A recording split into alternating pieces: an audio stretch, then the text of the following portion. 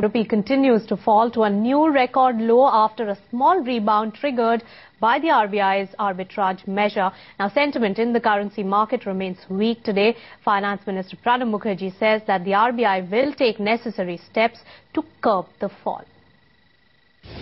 No, we are taking series of steps, but our managing the rupee is market related, and as and when Reserve Bank will consider necessary, they will intervene. But it is mainly driven by the market forces, and market forces are uncertain. Volatility is there.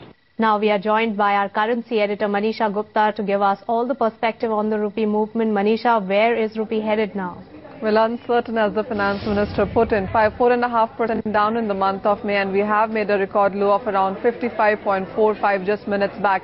The concerns are high, and you are getting to hear lots of weak news from the international markets as well. There has been the Greece issue. The G8 thing was supportive for the Indian rupee. You did see the rupee open at around 54.60, but since then it has been one sharp decline in the day-to-day. The Japan downgrade was another factor which led most of those Asian currencies down, but then rupee continues to be the worst performing currency in the Asian emerging markets there. The concerns, of course, are quite high in the Indian markets as well. While we are talking about the Greece exiting the euro market, there are those international reports and the Indian reports as well which do come out with a threat that India could also be exited from the BRICS group. That's the kind of movement the investors are looking at, a shift from Indian radar to other investors, other Asian currencies there. So the concerns are quite high. You have seen 13% of a decline coming in for the Indian rupee in last 3 months as well, and the banks are now talking about 56 of a mark, and that could be coming in this week as well, is what they tell us.